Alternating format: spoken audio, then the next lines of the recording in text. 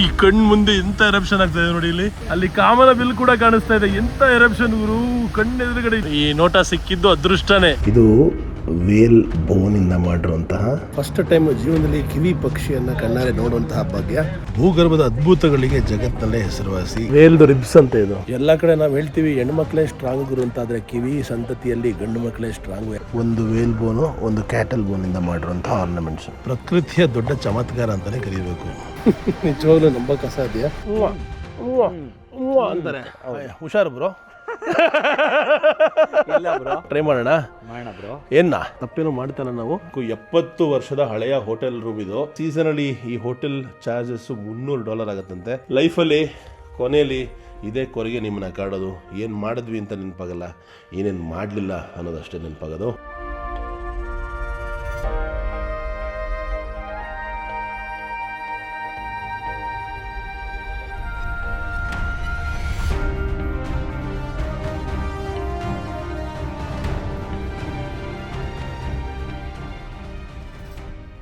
ತಮಿಳ್ನಾಡು ಸ್ನೇಹಿತರು ಸಿಕ್ಕರು. ಪೇರನ್ನ sir? Sundareshan. Wow, ನಮ್ಮ ತಂದೆ ಹೆಸರು ಸುಂದರೇಶ್. ಕೊಂಚ ತೆರಿಯೋ ಸರ್, ಕೊಂಚ ತೆರಿಯೋ. ಇದು ನೋಡಿ, ವ್ಯಾಕ್ಯೂಮ್ ಕ್ಲೀನರ್ ಅಂತೆ. ರಸ್ತೆಯಲ್ಲಿ ಎಲೆ ಬೀಳುತ್ತಲ್ಲ ಅದನ್ನೆಲ್ಲ ಕ್ಲೀನ್ ಮಾಡೋದಕ್ಕೆ ಬಳಕೆ ಮಾಡುವಂತಹ ಯಂತ್ರ. Wow, very fast. Okay, because so many leaves fall here, you have to clean. Okay okay, ಅದೆಲ್ಲ ಹೋಗಿ ಬ್ಯಾಗಲ್ಲಿ ಬೀಳುತ್ತಂತೆ. Thank you for cleaning and keeping everything nice. ನನ್ರಿ, ರೊಂಬ ನನ್ರಿ sir. I am from Karnataka sir. Yeah, thank you. So you are born here? I born in Fiji. Oh, Fiji Islands. Fiji Island. I living here 16-17 years. Really? Fiji Islands ಅಂದ್ರೆ ಇಲ್ಲಿಂದ ಸ್ವಲ್ಪ ದೂರದಲ್ಲಿ ಒಂದು island ಇದೆ, Pacific islands. ಅದು beautiful. Like a second India. So nice, so nice. You got in India what? You can get in Fiji. Wow. Only the spice not there. Sir, you have family in Fiji? Yeah, family here, not here. In Fiji? No, here. Here only. My parents in Fiji. Okay. Oh, very good, my sir. My wife, 2 boys in Aussie, Australia. So are you happy? Happy, yeah. Happy life. I'm retired, but still company want to. You look young and Nearly 67. What? 66 finished. 2 months left. 67. Manchan fitness nodri. You look like a 25-year-old. Yeah, that's why I take this job. How is it possible that you are so fit? What is the secret? Yes, really. Yeah. No, what is the secret? Just walk every day. I don't want to sit down, drive, not. ನೋಡಿ, ಸುಮ್ಮನೆ ಕೂತ್ಕೊಳ್ಳೋಕೆ ಇಷ್ಟ ಇಲ್ಲ, walking. Bro, your body looks like a 30-year-old man. Really, I am so happy for your fitness and your health. I wish you a great life ahead. This is my 17 years. Do this job. I don't want the vehicle. Drive in. This vacuum go everywhere. Town, all the. You take everywhere. Yeah, by walk. town, by walk. Yeah, and lake. Now I going to lake here. That is street. Then go to lake here. ಎಂತ ಒಳ್ಳೆ ಕೆಲಸ ಮಾಡ್ತಾರೆ ನೋಡ್ರಿ ಕೆಲವರು. ಕೊಂಚ ಎನ್ಕುಬಿ ತೆರಿಯೋ. We are neighbors, but you are born in Fiji, like 12,000 kilometers away from Tamil Nadu. So far. ಅಲ್ಲಿ ದೊಡ್ಡ ಇಂಡಿಯನ್ ಕಮ್ಯುನಿಟಿ ಇದೆ. I also want to go to Fiji. Okay, yeah. If you go, you stay. I will meet a lot of Indian people, right? ಅವರೇ ಹೇಳ್ತಾ ಇದ್ರು weekly salary ಅಂತ ಅವರೆಲ್ಲರಿಗೂ $1,000 ಪ್ರತಿ ವಾರ ಕೊಡ್ತಾರಂತೆ. ಅಂದರೆ ತಿಂಗಳಿಗಾಯಿತು $4,000. $4,000 ಅಂದರೆ $1,000 ಅಂದರೆ 57,000. ಆಲ್ಮೋಸ್ಟು 2.25 ಲಕ್ಷ ದುಡಿತಾರೆ ಪ್ರತಿ ತಿಂಗಳು ಕ್ಲೀನಿಂಗ್ ಜಾಬಲ್ಲಿ. ಬರೀ ಒಂದು 5-6 hours ಅಷ್ಟೇ ಅಂತ ಕೆಲಸ. ಅದಾದಮೇಲೆ ಈಗ ರಿಟೈರ್ಮೆಂಟ್ ಆಗಿರೋದ್ರಿಂದ ಅವ್ರಿಗೆ ಸೀನಿಯರ್ ಸಿಟಿಸನ್ ಕಾರ್ಡ್ ಕೊಟ್ಟಿದ್ದಾರಂತೆ. ಎಲ್ಲ ಕಡೆ ಸ್ಪೆಷಲ್ ಬೆನಿಫಿಟ್ಸು, ಗೋಲ್ಡ್ ಕಾರ್ಡ್ ಅಂದ್ಬಿಟ್ಟು. ಆಮೇಲೆ ಅದ್ರ ಜೊತೆಗೇ ಎಲ್ಲ ಬಸ್ಸು ಮತ್ತು ಪಬ್ಲಿಕ್ ಟ್ರಾನ್ಸ್ಪೋರ್ಟಲ್ಲಿ ಉಚಿತವಾಗಿ ಅವ್ರು ಓಡಾಡ್ಬೋದು. ಸ್ವಂತ ಮನೆ ಕೂಡ ತೊಗೊಂಡಿದ್ದೀನಿ, ಒಂದು 3-4 ವರ್ಷ ಆಯಿತು ಅಂತ ಹೇಳ್ತಾಯಿದ್ರು. ಖುಷಿ ಆಯಿತು ಕೇಳಿ. ಆಮೇಲೆ ಇನ್ನೊಂದು ವಿಷಯ ಹೇಳಿದ್ರು, ಅವ್ರು ಇವತ್ತರೆಗೂ ಇಂಡಿಯಾಗೆ ಬಂದಿಲ್ವಂತೆ. ನೆಕ್ಸ್ಟ್ ಬರೋ ಪ್ಲ್ಯಾನ್ ಮಾಡ್ತಾಯಿದ್ದೀನಿ ಅಂತ ಹೇಳಿದ್ರು. ರೊಟೊರಾವಾದ ಮೇಯ್ನ್ ಥರ್ಮಲ್ ಗೀಸರ್ ನೋಡಿ ಹೇಗೆ ಉಗ್ತಾ ಇದೆ ಭೂಮಿಯಿಂದ. ಸಲ್ಫರ್ ಹಾಗೆ ಬೇರೆ ಬೇರೆ ಮಿನರಲ್ಸು ಗ್ಯಾಸಸ್ ಎಲ್ಲ.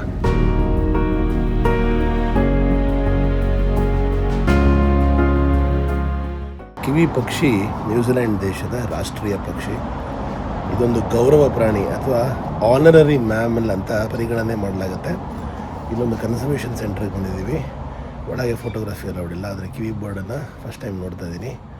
ಸೊ ಅದಕ್ಕೋಸ್ಕರನೇ ನ್ಯೂಜಿಲೆಂಡರ್ಸ್ನ ಕಿವೀಸ್ ಅಂತ ಕರೆಯೋದು. ಪಕ್ಷಿ ನೋಡೋದಕ್ಕೆ ಈ ಥರ ಇರುತ್ತೆ. ಪಕ್ಷಿ ಆದರೂ ಹಾರೋದಕ್ಕೆ ಇದಕ್ಕೆ ಸಾಧ್ಯ ಇಲ್ಲ. ಫಸ್ಟ್ ಟೈಮ್ ಜೀವನದಲ್ಲಿ ಕಿವಿ ಪಕ್ಷಿಯನ್ನು ಕಣ್ಣಾರೆ ನೋಡುವಂತಹ ಭಾಗ್ಯ. ಒಳಗೆ ಒಂದು ರೀತಿಯ ರೆಡ್ ರೂಮು ಮತ್ತು ವೆಜಿಟೇಷನ್ನ ಬೆಳೆದು ಕಂದು ಬಣ್ಣದ ವಾತಾವರಣ ಇತ್ತು. ಒಳಗೆ ಸಂಪೂರ್ಣವಾಗಿ ಎರಡು ಪಕ್ಷಿಯನ್ನು ಇಟ್ಟಿದ್ದಾರೆ. ಇದು ರಾತ್ರಿ ಹೊತ್ತು ಮಾತ್ರ ಓಡಾಡುವಂತಹ ಪ್ರಾಣಿ ಅಂತೆ. ಹೆಂಗಿತ್ತು ಅಂದರೆ ಒಂದು ಮೊಟ್ಟೆ ಥರ ಇತ್ತು, ದಪ್ಪಗಿತ್ತು, ಕೋಳಿ ಥರ. ಆದರೆ ರೆಕ್ಕೆ ಇರಲ್ಲ, ಯಾಕೆಂದರೆ ಇದಕ್ಕೆ ಇರುವಂತಹ ರೆಕ್ಕೆ ಕೇವಲ 2 ಸೆಂಟಿಮೀಟ್ರು. ಅದು ಮೇಲೆ ಒಂದು ಫೆದರ್ಸ್ ಇರುತ್ತಲ್ಲ, ಕಂದು ಬಣ್ಣದ ಫೆದರ್ಸ್ ಹಿಂದೆ ಇರುತ್ತೆ. ಅದಕ್ಕೋಸ್ಕರ ಇದಕ್ಕೆ ಹಾರೋದಕ್ಕೆ ಸಾಧ್ಯ ಇಲ್ಲ. ಜನರಲಿ ಪಕ್ಷಿಗಳ ಮೂಳೆ ಬಹಳ ಲೈಟ್ ವೇಟ್ ಆಗಿರುತ್ತೆ, ಹಾಲೋ ಇರುತ್ತೆ. ಆದರೆ ಕಿವಿ ಪಕ್ಷಿಯ ಮೂಳೆ ಮನುಷ್ಯನಷ್ಟೇ ಗಟ್ಟಿಯಾಗಿರುತ್ತಂತೆ. ಅದಕ್ಕೆ ಹೇಳೋದು, ದೇವರು ಒಂದನ್ನು ಕೊಟ್ಟರೆ ಇನ್ನೊಂದನ್ನು ಕಿತ್ಕೋತಾನೆ ಅಂತ. ಇಡೀ ಪ್ರಪಂಚದಲ್ಲಿ ಯಾವುದೇ ಪಕ್ಷಿಗೂ ಅಥವಾ ಪ್ರಾಣಿಗೂ ಮೂಗಿನ ತುದಿಯಲ್ಲಿ ಅಥವಾ ತನ್ನ ಬೀಕ್ ಅಂತ ಹೇಳ್ತೀವಲ್ಲ ಅದರ ತುದಿಯಲ್ಲಿ ಮೂಗಿರಲ್ಲ. ಆದರೆ ಕಿವಿ ಪಕ್ಷಿಗಿರುತ್ತೆ, ಯಾಕಂದರೆ ಇದಕ್ಕೆ ಕಣ್ಣು ಮಂದ, ಜಾಸ್ತಿ ಕಣ್ಣು ಕಾಣಲ್ಲ. ಇದು ನಾಕ್ಟರ್ನಲ್ ಅನಿಮಲ್ ಆಗಿರೋದ್ರಿಂದ ರಾತ್ರಿ ಹೊತ್ತು ಓಡಾಡಬೇಕಾದ್ರೆ ಕ್ರಿಮಿಕೀಟಗಳನ್ನೆಲ್ಲ ತಿನ್ನೋದಕ್ಕೋಸ್ಕರ ಮೂಗನ್ನು ಬಳಕೆ ಮಾಡುತ್ತೆ. Sense of smell. ಒಂದು ಕಿವಿ ಪಕ್ಷಿ ತನ್ನ ದೇಹದ ತೂಕದ 20% ಭಾರದ ಮೊಟ್ಟೆಯನ್ನು ಇಡುತ್ತೆ. ಅಂದರೆ ಅದರ ಅರ್ಥ ಮನುಷ್ಯರು 15 kg ಮಕ್ಕಳಿಗೆ ಜನನ ಕೊಟ್ಟಂತೆ ಅಷ್ಟು ಭಾರವಾದ ಮೊಟ್ಟೆಯನ್ನು ಇಡುತ್ತೆ. ಎಲ್ಲ ಕಡೆ ನಾವು ಹೇಳ್ತೀವಿ ಹೆಣ್ಮಕ್ಳೇ ಸ್ಟ್ರಾಂಗ್ ಗುರು ಅಂತ, ಆದರೆ ಕಿವಿ ಸಂತತಿಯಲ್ಲಿ ಗಂಡು ಮಕ್ಕಳೇ ಸ್ಟ್ರಾಂಗು. ಯಾಕೆಂದರೆ ಮೊಟ್ಟೆ ಇಟ್ಟ ನಂತರ ಹೆಣ್ಣು ಪಕ್ಷಿ ಹೊಟ್ಟೋಗ್ಬಿಡುತ್ತೆ, ಗಂಡು ಪಕ್ಷಿ ಅದಕ್ಕೆ ಕಾವು ಕೊಟ್ಟು ಮೊಟ್ಟೆಯನ್ನು ಒಡೆಸಿ ಮರಿಯನ್ನು ಮಾಡಿಸುತ್ತೆ. ಕಿವಿಗಳ ಕಣ್ಣು ಸರಿ ಇಲ್ಲ, ಆದರೆ ಅದರ ಮೂಗು ಮತ್ತು ಅದರ ನಡಿಗೆ ಸೂಪರ್. ಮನುಷ್ಯರಿಗಿಂತ ಜಾಸ್ತಿ ಫಾಸ್ಟಾಗಿ ಪೊದೆಗಳಲ್ಲಿ ಓಡಬಲ್ಲದು ಈ ಕಿವಿ ಪಕ್ಷಿ. ಸಾಕಷ್ಟು ಉತ್ತಮವಾದ ಮಾಹಿತಿ ಕಿವಿ ಪಕ್ಷಿ ಬಗ್ಗೆ ತಿಳ್ಕೊಂಡ್ರಿ. ಈಗ ಜಿಯೋಥರ್ಮಲ್ ಪೂಲ್ಸ್ ಮತ್ತು ಇನ್ನೂ ಸಾಕಷ್ಟು ಹೊಸ ವಿಷಯಗಳ ಬಗ್ಗೆ ತಿಳ್ಕೊಳ್ಳೋಣ ಬನ್ನಿ. ನ್ಯೂಜಿಲೆಂಡಲ್ಲಿ ನಾವು ಸದ್ಯಕ್ಕೆ ನಿಂತಿರುವಂತಹ ರೋಟೋರೋ ನಗರ ಭೂಗರ್ಭದ ಅದ್ಭುತಗಳಿಗೆ ಜಗತ್ತಿನಲ್ಲೇ ಹೆಸರುವಾಸಿ. ಇಲ್ಲಿನ ನೆಲದ ಅಡಿಯಿಂದ ಬಿಸಿ ನೀರು ಚಿಮ್ಮುವುದು ನೋಡ್ತಾ ಇದ್ದಿಲ್ಲ ನೋಡಿ, ಕೆಸರು ಕುದಿಯೋದು. ಸದ್ಯಕ್ಕೆ ನೀರು ಚಿಮ್ತಾ ಇದೆ, ಕೆಸರು ಕುದೀತಾ ಇದೆ, ಮತ್ತು ಆವಿ ಹೇಳೋದು ಪ್ರಕೃತಿಯ ದೊಡ್ಡ ಚಮತ್ಕಾರ ಅಂತಲೇ ಕರೀಬೇಕು.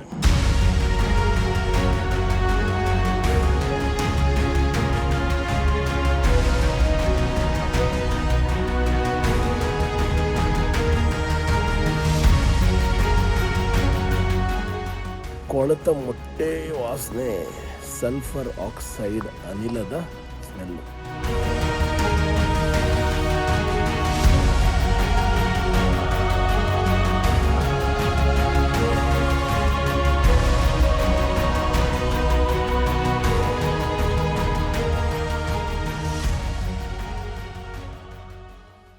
ನಿಜವಾಗ್ಲೂ ನಂಬಕ್ಕೆ ಅಸಾಧ್ಯ. ಇಥಿಯೋಪಿಯಾದ ದಾನೆಗಲ್ ಡಿಪ್ರೆಷನಲ್ಲಿದ್ದಾಗಲೂ ಸಾಕಷ್ಟು ಸಲ್ಫರ್ ಲೇಕ್ಸ್ನ ನೋಡಿದ್ದೆ. ಅದು ಹಳದಿ ಕಲರಲ್ಲಿತ್ತು, ಆದರೆ ಇಲ್ಲಿ ಬಿಳಿಯ ಕಲರಿನ ಸಲ್ಫರ್ ಲೇಕ್ಸ್ನ ನೋಡ್ತಾ ಇದ್ದೀನಿ. ಹಾಗೆ ಅದರ ಮಧ್ಯ ನೀರು ಕೂಡ ಹರಿತಾ ಇದೆ. ಅಲ್ಲಿ ನೋಡಿ ಅದರ ಸಲ್ಫರ್ನ ಕ್ಯಾಲ್ಸಿಫಿಕೇಷನ್ ಅಥವಾ ಹಿಂಗೆ ಗಟ್ಟಿಯಾಗಿ ಯಾವ ರೀತಿ ಆಗಿದೆ ಅಂತ. ಕೆಲವು ಕಡೆ ಹಳದಿ, ಕೆಲವು ಕಡೆ ಕಂದು, ಹೊಗೆ ಹಾರ್ತಾ ಇದೆ, ಚಿಮ್ತಾ ಇದೆ. ಕೆಲವು ಜಾಗಗಳಲ್ಲಿ 30-40 ಮೀಟ್ರ್ ಮೇಲೆ ಕೂಡ ಹೊಗೆ ಕಾಣುತ್ತೆ ನಿಮಗೆ. ಊರಿನ ದೂರದಿಂದ ಡ್ರೋನ್ ಹಾರಿಸಾಗಲೂ ಕಾಣುತ್ತೆ. ಈ ಊರಲ್ಲೇ ಮಾತ್ರ ಯಾಕೆ ಈ ಥರ ಜಿಯೋಥರ್ಮಲ್ ಆ್ಯಕ್ಟಿವಿಟಿ ಇದೆ ಅನ್ನೋದಕ್ಕೆ ಕಾರಣ ಇಲ್ಲಿರುವಂತಹ ಟಾಪೋ ವಾಲ್ಕ್ಯಾನಿಕ್ ಝೋನ್.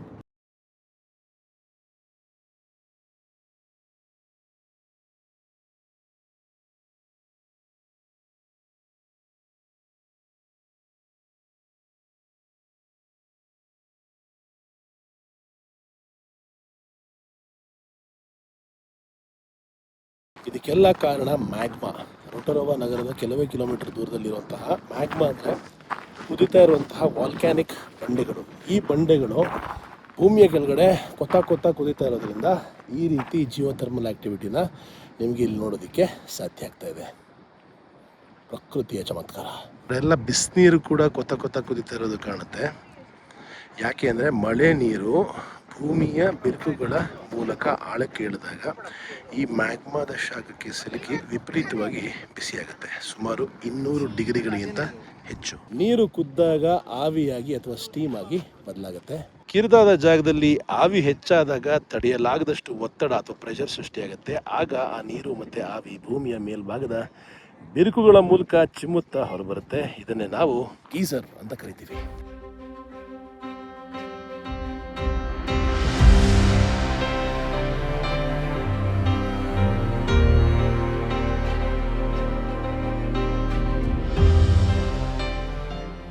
ಒಂದು ರೀತಿಯ ಖನಿಜಗಳ ಕಾರ್ಖಾನೆ ಅಂತಲೇ ಕರಿಬೋದು ಈ ಒಂದು ಪೂಲ್ಸನ್ನು. ಈ ಒಂದು ಬಿಸಿನೀರಲ್ಲಿ ಗಂಧಕ ಅಂದರೆ ಸಲ್ಫರ್, ಸಿಲಿಕಾ, ಚಿನ್ನ, ಬೆಳ್ಳಿ ಮತ್ತು ಆ್ಯಂಟಿಮನಿ ಥರ ಅನೇಕ ಖನಿಜಗಳು ಕರಗಿರುತ್ತೆ. ನೀರು ತಣ್ಣಗಾಗ್ತಿದ್ದಂಗೆ ಈ ಖನಿಜಗಳು ನೆಲದ ಮೇಲೆ ವಿಚಿತ್ರ ಆಕಾರದ ಮತ್ತು ಬಣ್ಣದ ಪದರಗಳನ್ನು ಅಂದರೆ ಟೆರೇಸಸ್ನ ಸೃಷ್ಟಿ ಮಾಡುತ್ತೆ. ಈ ರೀತಿ ನೀರು ಒಣಗಿದ ನಂತರ ಈ ಥರ ಆಗುತ್ತೆ. ನ್ಯೂಜಿಲ್ಯಾಂಡ್ ದೇಶದ ಮೂಲ ನಿವಾಸಿಗಳಾದ ಮಾವೋರಿ ಜನಗಳು ಈ ನೀರನ್ನು ಬಹಳ ಪವಿತ್ರ ಅಂತ ಪರಿಗಣನೆ ಮಾಡ್ತಾರೆ. ಇದನ್ನು ತಾವು ಅಡುಗೆ ಮಾಡೋದಕ್ಕೆ ಬಳಸ್ತಾರೆ, ಸ್ನಾನಕ್ಕೆ ಬಳಸ್ತಾರೆ, ಮನೆಯನ್ನು ಬೆಚ್ಚಗಿಡೋದಕ್ಕೆ ಬಳಸ್ತಾರೆ. ಸಾವಿರಾರು ವರ್ಷದಿಂದ ಈ ನೀರಿನ ಸದುಪಯೋಗ ಈ ಜನಗಳು ಮಾಡ್ಕೊಳ್ತಾ ಬಂದಿದ್ದಾರೆ.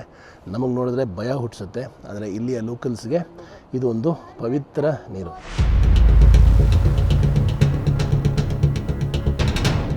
ವಾವ್, ದೊಡ್ಡ ಎರಪ್ಷನ್ ಬಂತು ಇವಾಗ. ಈ ಕಣ್ಣು ಮುಂದೆ ಎಂತ ಎರಪ್ಷನ್ ಆಗ್ತಾಯಿದೆ ನೋಡಿ ಇಲ್ಲಿ. ಓ, ಅಲ್ಲಿ ಕಾಮನ ಬಿಲ್ ಕೂಡ ಕಾಣಿಸ್ತಾ ಇದೆ. ಎಂತ ಎರಪ್ಷನ್ ಗುರು, ಕಣ್ಣು ಎದುರುಗಡೆ ಇನ್ನೇನು ಹೊರಡ್ತಾ ಇದ್ವಿ. ವಾವ್, ಈ ನೋಟ ಸಿಕ್ಕಿದ್ದು ಅದೃಷ್ಟನೇ. Very rare. ನೋಡಿ ಹೆಂಗೆ ಹಾರ್ತಾ ಇದೆ, ಎಷ್ಟು ಮೀಟರ್ ಗಟ್ಟಲೆ ಎಗಿರ್ತಾ ಇದೆ ಮೇಲಕ್ಕೆ. ಓ, ಅಲ್ಲಿ ನೋಡಿ ಅಲ್ಲಿ.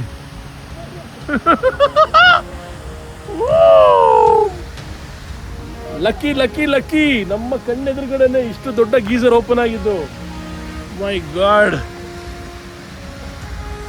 ವಾವ್.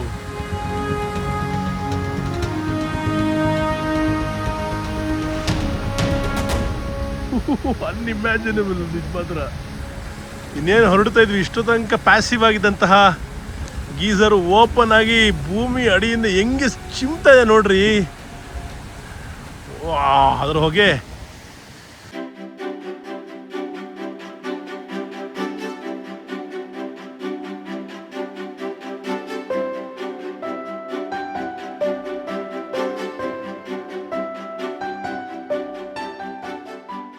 ನಾವೊಂದಿದ್ದೀವಿ ಒಂದು ಸ್ಪೆಷಲ್ ಮಾವೋರಿ ಸ್ಕೂಲ್. ಇಲ್ಲಿ ಮಾವೋರಿ ಜನಗಳು ಮಾಡ್ತಿದ್ದಂತಹ ಏನ್ಷಂಟ್ ಆರ್ಟನ್ನು ಹೇಳ್ಕೊಡ್ತಾರೆ, ಅದಕ್ಕೆ ಸ್ಕಾಲರ್ಶಿಪ್ ಕೂಡ ಕೊಡ್ತಾರೆ. ಇಲ್ಲೇನು ನೋಡ್ತಾ ಇದ್ದಾರೆ, ಇದು ಸಾಮಾನ್ಯವಾದ ಆರ್ಟ್ ಅಲ್ಲ, ಇದು ವೇಲ್ ಬೋನಿಂದ ಮಾಡಿರುವಂತಹ ಒಂದು ಆರ್ಟ್. ಭಾಳ ಟ್ರೆಡಿಷನಲ್ ಆದ ಮಾವೋರಿ ಆರ್ಟು. ಇಮ್ಯಾಜಿನ್ ಮಾಡಿ, ವೇಲ್ದು ಬೋನ್ ಅದರಿಂದ ಮಾಡಿರೋದು, ಭಾಳ ವಿಶೇಷವಾದ್ದು. ನೋಡೋಕೆ ಹೀಗಿದೆ ನೋಡಿ, ಸಖತ್ತಾಗಿದೆ ಆರ್ಟ್ ಪೀಸು. ಅಪೋಕಾಲಿಪ್ಟೋ ಪಿಕ್ಚರಲ್ಲಿ ನೋಡಿರ್ತೀರ, ಅವರ ಜನಗಳು ಹಿಂಗೆ ಕೈಯಲ್ಲಿ ಒಂದು ದೊಣ್ಣೆ ಥರ ಇಟ್ಕೊಂಡು ವೆಪನ್ ಥರ ಯೂಸ್ ಮಾಡೋರು. ಅದೇ ವೆಪನ್ ಇದು ಮಾವೋರಿ ಜನಗಳು ಯೂಸ್ ಮಾಡ್ತಾಯಿದ್ದಂಥ ಪಾಟು ಪರವ್ವ ಅಂದ್ಬಿಟ್ಟು. ಒಂದು ಜಾಗದಲ್ಲಿ ಮಾವೋರಿ ಹೆರಿಟೇಜ್ ಇರುವಂತಹ ಜನಗಳಿಗೆ ಫ್ರೀ ಸ್ಕಾಲರ್ಶಿಪ್ ಕೊಡ್ತಾರಂತೆ 3 ವರ್ಷಗಳ ಕಾಲ. ಇಲ್ಲಿ ಬಂದು ಕಲಿತು ಅವರು ಈ ಒಂದು ಏನ್ಷಿಯಂಟ್ ಆರ್ಟನ್ನು ಮುಂದುವರಿಸ್ಕೊಂಡು ಹೋಗೋದಕ್ಕೆ ಸಹಾಯ ಆಗುತ್ತೆ. ಸೊ ನಾವೇನು ಟಿಕೆಟ್ಸ್ ತೊಗೊಂಡಿದ್ದೀವಿ ಈ ಒಂದು ಜಾಗಕ್ಕೆ, ಇದರ ಒಂದು ಭಾಗ ಕೂಡ ಇಲ್ಲಿಗೆ ಬರುತ್ತೆ. ಇಲ್ಲಿ ನೋಡ್ತಾ ಇದ್ರಲ್ಲ, 4 ರೀತಿಯ ಕಲ್ಲುಗಳನ್ನು ಉಪಯೋಗ ಮಾಡಿಬಿಟ್ಟು ಇವರುಗಳು ಇಲ್ಲಿ ಕಾರ್ವಿಂಗ್ನ ಪ್ರಾಕ್ಟೀಸ್ ಮಾಡ್ತಾ ಇದ್ದಾರೆ. ಒಂದು ವೇಲ್ ಬೋನು, ಒಂದು ಕ್ಯಾಟಲ್ ಬೋನಿಂದ ಮಾಡಿರುವಂಥ ಆರ್ನಮೆಂಟ್ಸ್. ನೋಡಿ ಇಲ್ಲಿ ವೇಲ್ ಬಾಯಿ. Madam, this is the mouth of the whale. This is the mouth of the whale? Shark. Shark. Yeah, mako. Mako. Wow. Yeah, amazing, eh? It's amazing. But these are the ribs of the whale. Oh. Yeah, that's the flower, the sperm whale. ಇದು ನೋಡಿ, ಇದು ಅದರ. Amazing, eh? Wow. ನಂಬೋಕೆ nobody will know until you tell. I did not realize it. It's funny, eh? Wow. whale ribs ಅಂತ ಇದು. Wow. ಮೇಲಿದೆ ನೋಡಿ pieces, ಆ ಥರ ಪೀಸಸ್ನ ಇಲ್ಲಿಯ ಸ್ಟೂಡೆಂಟ್ಸು ಕ್ರಿಯೇಟ್ ಮಾಡ್ತಾಯಿದ್ದಾರೆ. ಆ ಟೂಲ್ಸ್ ನೋಡಿ ಹೆಂಗಿದೆ ಅಂತ. ಸೂಕ್ಷ್ಮವಾದ ಕೆಲಸ, ಕೈಯಿಂದ ಕೆತ್ತಬೇಕು ಸಂಪೂರ್ಣವಾಗಿ. ಅವರ ಮುಖದಲ್ಲಿ ಟ್ಯಾಟೂ ಇದೆ, ಅದರ ಅರ್ಥ ಏನಂದರೆ ಅವ್ರಿಗೆ ಮಾವೋರಿ ಲೀನಿಯೇಜ್ ಇದೆ ಅಂತ. ನೋಡಿ, ಅವ್ರ ಮುಖದಲ್ಲಿ ಟ್ಯಾಟೂ ಇದೆ.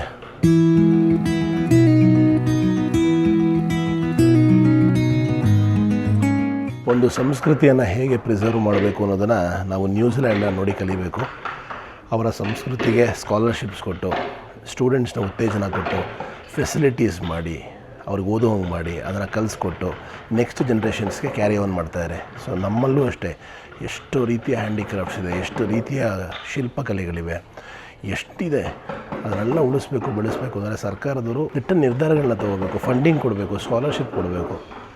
ಇವನ್ನೆಲ್ಲ ನೋಡಿದ್ರೆ ನಮ್ಮ ಸ್ಟೂಡೆಂಟ್ಸ್ ಎಷ್ಟು ಮಿಸ್ ಮಾಡ್ಕೋತಾರೆ ಲೈಫಲ್ಲಿ ಅನ್ನೋದು ಆ ಭಾವನೆ ಬರುತ್ತೆ. ನಮ್ಮಲ್ಲೂ ಕೂಡ ಒಳ್ಳೊಳ್ಳೆ ಸಿಸ್ಟಮ್ ಬರೋಕ್ಕಾಗಲಿ, ಅದೇ ಗ್ಲೋಬಲ್ ಕನ್ನಡಿಗನ ಉದ್ದೇಶ. ಒಳ್ಳೊಳ್ಳೆ ವಿಚಾರಗಳನ್ನು ಜಗತ್ತಿಗೆ ತೋರಿಸಿ ನಮ್ಮ ರಾಜ್ಯದಲ್ಲಿ ಎಸ್ಪೆಷಲಿ ನಮ್ಮ ಜನಗಳಿಗೆ, ಕನ್ನಡಿಗರಿಗೆ ಒಂದು ಒಳ್ಳೆಯ ಉತ್ತಮವಾದ ಭವಿಷ್ಯವನ್ನು ರೂಪಿಸ್ಕೊಡ್ಬೇಕು ಅನ್ನೋದು ನನ್ನ ಆಸೆ. ಐ ಹೋಪ್ ಈ ಥರ ಸಿಸ್ಟಮ್ಸ್ ನಮ್ಮಲ್ಲೂ ಆದಷ್ಟು ಬೇಗ ಬರೋದಾಗಲಿ, ಇಲ್ಲ ನಾವೇ ತರೋಣ. ಅವ್ರ ಹೆಣ್ಮಕ್ಳು ಯಾವ ಥರ ಇದ್ದರು ನೋಡ್ಬೋದು. ಒಂದು ರೀತಿಯ ಇಂಡಿಯನ್ ಲುಕ್ ಇದೆ ಅಂತಲೇ ಹೇಳ್ಬೋದು.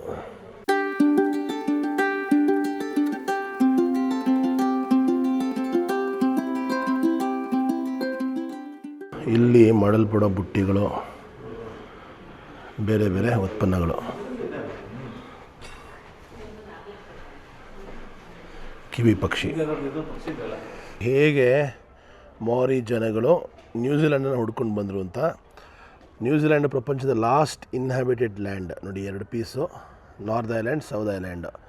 ಇಲ್ಲಿ 1200 ವರ್ಷ ಸರಿಸುಮಾರು ಹಿಂದೆ ಸೌತ್ ಈಸ್ಟ್ ಏಷ್ಯಾ ಅಂದರೆ ನಮ್ಮ ಮಲೇಷ್ಯಾ, ಭಾರತ, ನಮ್ಮದೆಲ್ಲ ಸೌತ್ ಈಸ್ಟ್ ಏಷ್ಯನ್ ರೀಜನ್ಸ್ ಅಲ್ವಾ, ಇಂಡೋನೇಷ್ಯಾ, ಫಿಲಿಪೀನ್ಸು, ಥೈಲ್ಯಾಂಡು, ಈ ಕಡೆಯಿಂದ ಮೈಗ್ರೇಷನ್ ಶುರುವಾಯಿತು. ಅಂದರೆ ಹೊಸ ಲ್ಯಾಂಡ್ ಎಕ್ಸ್ಪ್ಲೋರ್ ಮಾಡಬೇಕು ಅಂತ ಹುಡ್ಕೊಂಡು ಬಂದರು.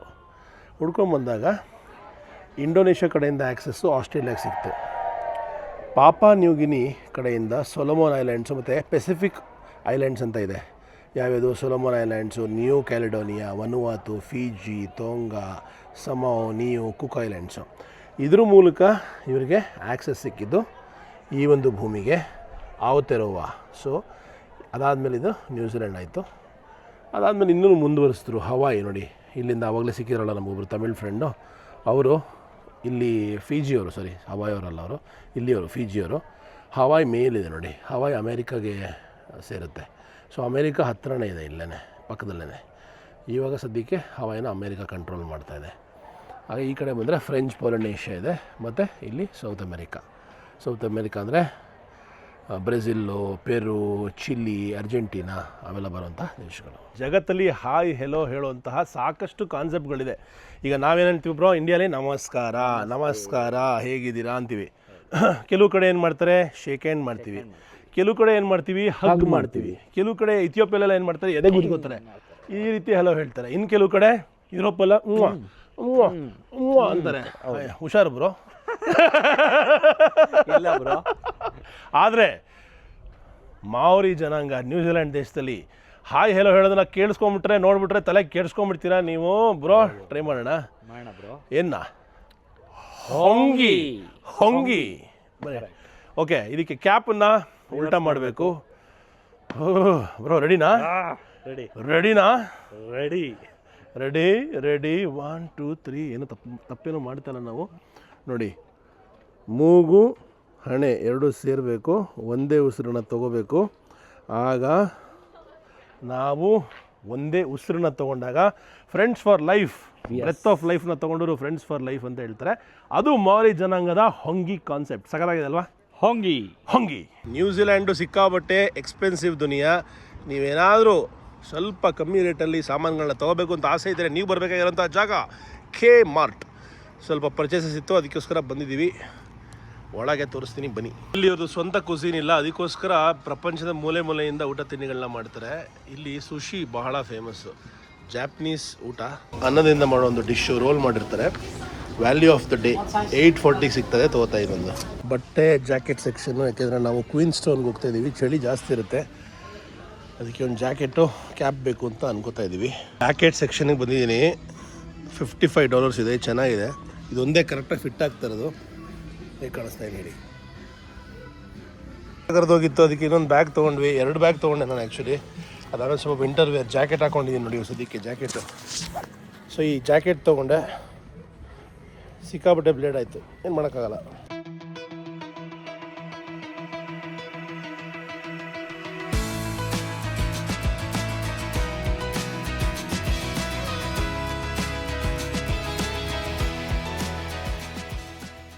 ನಮಸ್ಕಾರ, ಶುಭೋದಯ. ಈ ನಿಮ್ಮ ಗ್ಲೋಬಲ್ ಕನ್ನಡಿಗನಿಂದ ನಮ್ಮ ಒಂದು ಟಿಪಿಕಲ್ ಸಿಂಬಲ್ ಮಿಷನ್ 197 ಹೇಗಿರುತ್ತೆ. ಮುಂದೆ ಒಂದು ಬ್ಯಾಗು, ಇನ್ನೊಂದು ಬ್ಯಾಗು, ಈಗ 3ನೇ ಬ್ಯಾಗು ಬಂದುಬಿಟ್ಟಿದೆ. ಯಾಕೆಂದರೆ ನಿನ್ನೆ ರಾತ್ರಿ ಸಮಸ್ಯೆ ಏನಾಯಿತು ಅಂದರೆ, ಹಳೆ ಬ್ಯಾಗ್ ಇತ್ತು ನನ್ನ ಹತ್ರ, ಅದರ ಬಕ್ಕಲೆಲ್ಲ ಕಿತ್ತೋಗಿತ್ತು. ಆಮೇಲೆ ಎಲ್ಲ ಏನೇನು ಇಟ್ಟಿರ್ತಾ ಇದೆ ಒಳಗೆಲ್ಲ ಬಿದೋಗ್ಬಿಡೋದು. ಏರ್ಪೋರ್ಟಲ್ಲಿ ತುಂಬ ದೊಡ್ಡ ಸಮಸ್ಯೆ ಆಗುತ್ತೆ. ಅದಕ್ಕೋಸ್ಕರನೇ ನೆನ್ನೆ KMart ಹೋಗ್ಬಿಟ್ಟು ಈ ಒಂದು ಹೊಸ ಬ್ಯಾಗನ್ನು ತೊಗೊಂಬಂದಿದ್ದು. ಅದಾದಮೇಲೆ ಈ ಒಂದು ಪುಟಾಣಿ ಬ್ಯಾಗು ಡ್ರೋನ್ಗೆ ಮತ್ತು ಪವರ್ ಬ್ಯಾಂಕು ಪ್ರತಿನಿತ್ಯದ ಯೂಸೇಜಿಗೆ ಬೇಕು. ಆ್ಯಕ್ಚುಲಿ ನಾನು ಮನೆಯಿಂದನೇ ತರ್ತಾಯಿದ್ದೆ. ಈ ಸತಿ ಅರ್ಜೆಂಟಾಗಿ ಲಡಾಖಿಂದ ಬಂದೆ, ಅಂಡಮಾನಿಂದ ಬಂದೆ, ಲಡಾಖ್ಗೆ ಹೋದೆ. ಲಡಾಖಿಂದ ಮನೆಗೆ ಬರ್ತಿದ್ದಂಗೆ ಒಂದು ದಿವಸದಲ್ಲಿ ಆಸ್ಟ್ರೇಲಿಯಾಗೆ ಬಂದೆ.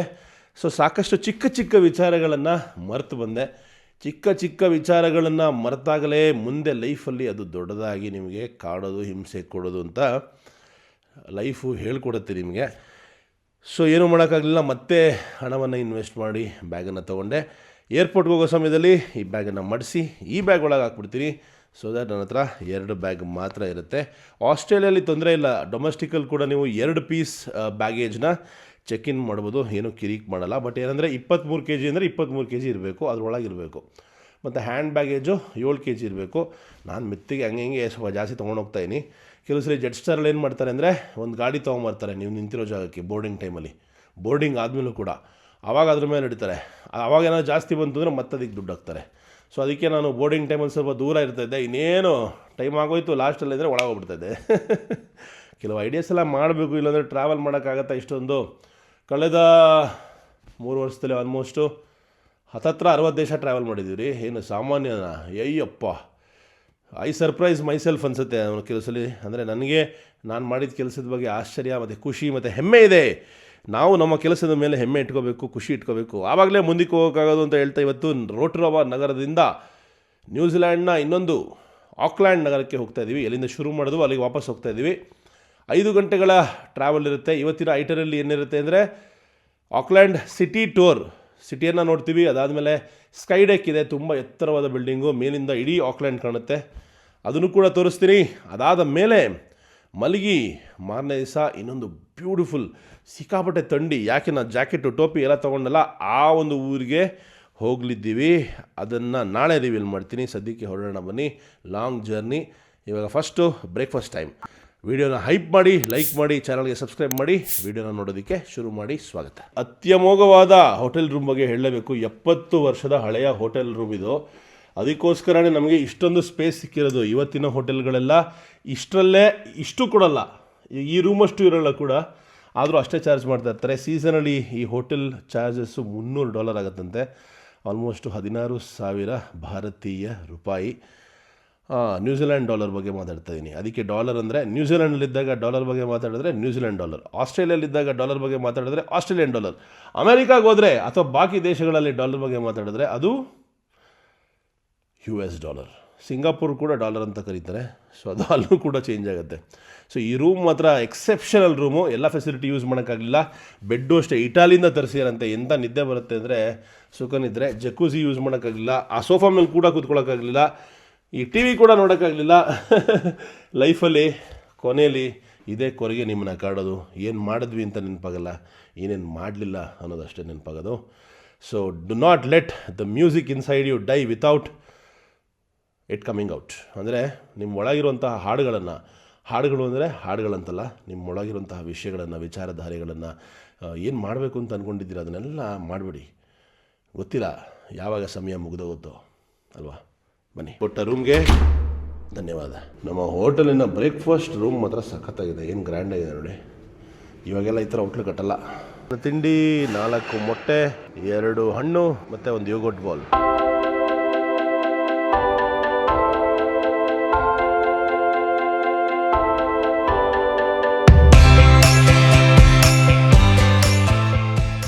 ಟಾಪ್ ಕೊಟ್ಟಿದ್ದೀವಿ. 2 ಸಖತ್ತಾಗಿರೋ ಕಾರ್ ನೋಡಿದೆ. ಚಿಕ್ಕ ವಾಶ್ರೂಮ್ ಬ್ರೇಕ್ ನೋಡಿ ಕಾರ್ ಹೆಂಗಿದೆ ಅಂತ. ಇದು ಸಖತ್ ಕಾಮಿಡಿ ಆಗಿದೆ. Wow, nice car. 2 ಮಕ್ಕಳು ಕೂತಿದ್ದಾರೆ. ಹಳದಿ ಕಾರು. ಇಲ್ಲಿ ಬೈಕ್ ಹಾಕೊಂಡ್ಬಿಟ್ಟಿದ್ದಾನೆ ಕಾರ್ ಮೇಲೆ. ವಿಚಿತ್ರ ದೇಶ. ಒಂದೊಂದು ಕಡೆ ಒಂದೊಂದು ಥರ ಏನೇನೋ ಮಾಡ್ತಾ ಇರ್ತಾರೆ, ಅಡ್ವೆಂಚರು. ಇಲ್ಲೂ ಅಷ್ಟೇ ಒಂದು ಸಖತ್ತಾಗಿರೋ ಬೈಕ್ ಇದೆ. ವಾ ವಾ ವಾ ವಾ. ಸೂಪರ್ ಮಾರ್ಕೆಟಲ್ಲಿ ಚಾಕ್ಲೇಟ್ಸ್ ಯಾವ ರೀತಿ ಜೋಡಿಸಿದ್ದಾರೆ ನೋಡ್ಬೋದು. ಸಿಕ್ಕಾಪಟ್ಟೆ chocolates, ice cream, cocoa Cola ಇಟ್ಟಿದ್ದಾರೆ ಇಲ್ಲಿ. ಈ ಥರ ಮೆಷಿನಲ್ಲಿ ತಿರುಗ್ತಾ ಇರುತ್ತೆ, ಸ್ಲರ್ರಿ ಅಂತಾರೆ, ಫುಲ್ ಐಸ್ ಆಗೋಗಿರುತ್ತೆ, ಅದನ್ನು ಕುಡಿತಾರೆ ಇಲ್ಲಿ. ಅದಕ್ಕೆ $3 500 ml ಕಪ್ಗೆ. ಕೌಂಟ್ರಲ್ಲಿ ಹಾಲು ನೋಡ್ತಾ ಇದ್ದೀನಿ, 2 ಲೀಟ್ರ್ ಹಾಲಿಗೆ ಆಲ್ಮೋಸ್ಟ್ $6.7 ಇಂಟು 57 ಮಾಡ್ಕೊಳ್ಳಿ. ಜಾಸ್ತಿ ಜನ ತಿನ್ನೋದು ಟಿಮ್ ಟ್ಯಾಮ್ ಬಿಸ್ಕೆಟ್ ಮೇಲೆ ಚಾಕ್ಲೇಟ್ ಇರುತ್ತೆ, ಫೇಮಸ್ಸು. ಅದು ಬಿಟ್ಟು ಒಳ್ಳೊಳ್ಳೆ ಪ್ರೋಟೀನ್ ಬಾರ್ ಸಿಗುತ್ತೆ. ಒಂದು ಚಾಕ್ಲೇಟ್ ಮಿಲ್ಕ್ ಶೇಕ್ ತೊಗೊಂಡೆ.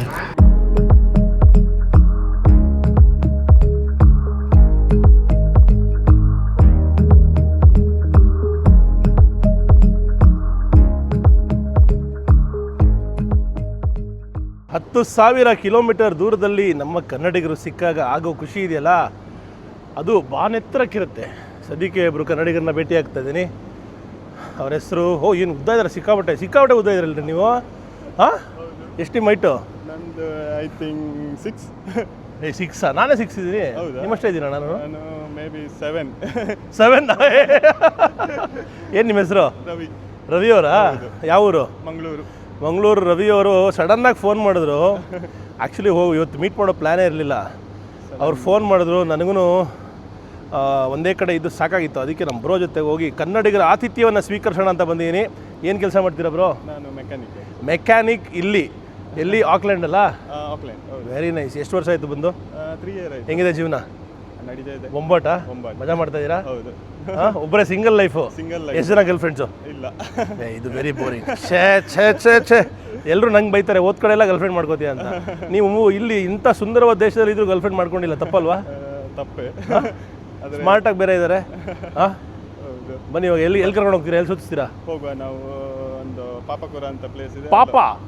ಪಾಪಕೋರ. ಬನ್ನಿ, ಸಖತ್ತಾಗಿದೆ. ಹೋಗುವ. ಎಲ್ಲಿದೆ ನಿಮ್ಮ ಕಾರು? ಇದೆ. ಯಾವುದು? ಇದು. ಹಾಂ, ನಡೀರಿ. ಸಖತ್ತಾಗಿದೆ ನಮ್ಮ ಕಾರು. ಒಂದು ಸವಾರಿ. ನಮ್ಮ ಬ್ರೋ ನಂಗೆ ಜ್ಞಾಪಿಸಿದ್ರು, ನೀವೇ ಕರುನಾಡಿನಿಂದ ಬಂದಂತಹ ಮೊಟ್ಟ ಮೊದಲ ಯೂಟ್ಯೂಬರು ನ್ಯೂಜಿಲೆಂಡ್ ದೇಶಕ್ಕೆ ಅಂತ. ವಾವ್, ಚಪ್ಪಾಳೆ ಹೊಡಿರಿ ಎಲ್ಲರೂ. ನ್ಯೂಜಿಲೆಂಡ್ ದೇಶದ ಹನುವಾ ಫಾಲ್ಸ್ ಅಲ್ಲಿ ಈ ನಿಮ್ಮ ಗ್ಲೋಬಲ್ ಕನ್ನಡಿಗ, ಇನ್ನೊಬ್ಬ ಗ್ಲೋಬಲ್ ಕನ್ನಡಿಗನ ಜೊತೆಗೆ the whole Tamil Nadu is in Auckland bro. ಹಾಲ್ ಬಾಟ್ಲೆಲ್ಲ ಒಳ್ಳೆ ಪೆನೈಲ್ ಬಾಟ್ಲು ತರ ಇದೆ ಗುರು. ಈ ದೇಶಕ್ಕೆ ಬಂದವ್ರು ಯಾರು ವಾಪಸ್ ಹೋಗಲ್ಲ, ಗ್ಯಾರಂಟಿ. ಅದಕ್ಕೆ ಈ ದೇಶದವ್ರು ಯಾರಿಗೂ ವೀಸಾ ಕೊಡಲ್ಲ. ಮೊಬೈಲ್ ಪೇಮೆಂಟು, EMI ಪೇಮೆಂಟ್ಸು ಇವೆಲ್ಲ ಮಂತ್ಲಿ ಇರುತ್ತಂತೆ. ಮಿಕ್ಕಿದೆಲ್ಲ ಸಿಸ್ಟಮ್ಸ್ಗಳು ವೀಕ್ಲಿ ಅಥವಾ ಬೈ ವೀಕ್ಲಿ ಇರುತ್ತಂತೆ. ನೋಡಿ ಎಂತೆಂಥ ಲೊಕೇಶನ್ಸ್ ಎಲ್ಲ ಎಂಜಾಯ್ ಮಾಡ್ತಾ ಇದ್ದೀವಿ ಲೈಫನ್ನು. ಮುಂಚೆ ಎಲ್ಲ ಕಳ್ತನ ಪ್ರಾಬ್ಲಮ್ಸ್ ಇರಲಿಲ್ಲ, ಇವಾಗ ಇಲ್ಲಿಯ ಲೋಕಲ್ ಜನಗಳೇ ಕಳ್ತನ ಶುರು ಮಾಡಿರೋದು. ನೋಡಿ, ತಮಿಳ್ನಾಡಿಂದ ಬಂದು ಇಲ್ಲಿ ನ್ಯೂಜಿಲೆಂಡ್ನ ಆಕ್ಲ್ಯಾಂಡಲ್ಲಿ ಹೋಟೆಲ್ ಮಾಡಿದ್ದಾರೆ. ನಮ್ಗೆ ಎಲ್ಲೋದ್ರೂ ಮಂಗಳೂರಲ್ಲೇ ಸಿಗ್ತಾರ್ರಿ. ಮೋಸ್ಟ್ಲಿ ನಾನು ಲಾಸ್ಟ್ ಜನ್ಮದಲ್ಲಿ ಮಂಗಳೂರಲ್ಲಿ ಹುಟ್ಟಿದ್ದೆ ಅನ್ಸುತ್ತೆ. ನಾನು ಶುರುಲಿ ಬಂದ ನ್ಯೂಜಿಲೆಂಡು, ಇವತ್ತು ಹಾಗೆ ಉಳಿದಿಲ್ಲ. ಇಲ್ಲಿ ಪಾನ್ ಕೂಡ ತಿಂತಾ ಇದ್ದೀನಿ. ಇದಕ್ಕಿಂತ ನೋಡಿದ್ರೆ ನಮ್ದು ಇಂಡಿಯಾನೇ ಸೇಫ್ ಅನ್ಸುತ್ತೆ ನನಗೆ ನೋಡ್ಬೇಕಾದ್ರೆ. ಸತ್ಯ ಹೌದು. ಪ್ರಪಂಚದ ಮೂಲೆ ಮೂಲೆಯಲ್ಲೂ ಎಲ್ಲ ಕಡೆ ಕನ್ನಡಿಗರನ್ನ ಒಟ್ಟಿಗೆ ಸೇರಿಸಬೇಕು ಅನ್ನೋದು ಗ್ಲೋಬಲ್ ಕನ್ನಡಿಗರ ಉದ್ದೇಶ.